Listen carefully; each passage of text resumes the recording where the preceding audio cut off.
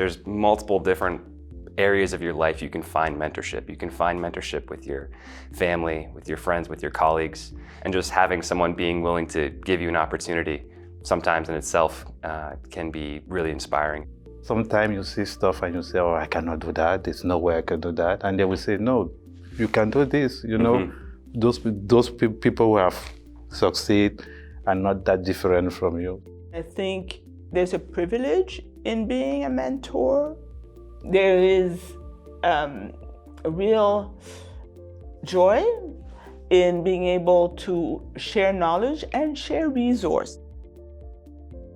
I'm a geriatrician today, but I had not planned to become a geriatrician. An ally really saw me and encouraged me to do a case report, which got published. And I believe that if I had not had that mentorship coaching publication, I wouldn't have been competitive as a Francophone and as a Black woman coming to Toronto in 1996.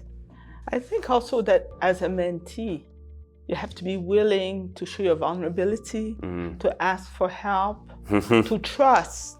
As a young student coming up, being able to have that vulnerability, you know, you're feeling this imposter syndrome, but being able to ask for that guidance to say, I don't know how to do this, I've never done this before.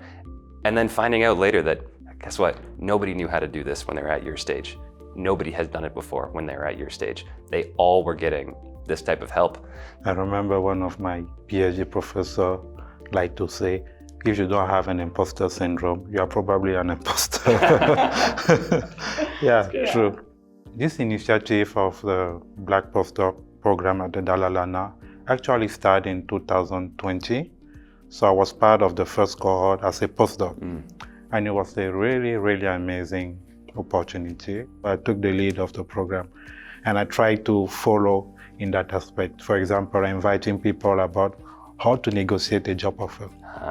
For like maybe it's something that many people are not aware that you can negotiate. I was named Department of Medicine faculty lead for Black and Indigenous learner in 2020. But when I was invited to take this inaugural role, I really immersed myself in it. 18 students shared that the biggest barrier to applying to core residency was they didn't have research experience. They didn't have research mentorship. They didn't see themselves represented in core medicine. And the idea was not only do Black and Indigenous learner need research mentorship, this research mentorship must be well funded because both groups carry disproportionate amount of debt and less transgenerational wealth. And unless this mentorship is well funded, they will not be able to focus on the research, they'll do other jobs. So we advocated for generous funding. A mentor, for me, should be someone that should help people having a better understanding of what they need, also helping them understanding potential barrier, helping them opening many doors. You don't need to be at the top in your field to consider yourself a mentor. Even at the lower level, you can be a mentor for people below you and so on. I think with the Black Research Network, you've got a network of folks all coordinated to the same goal.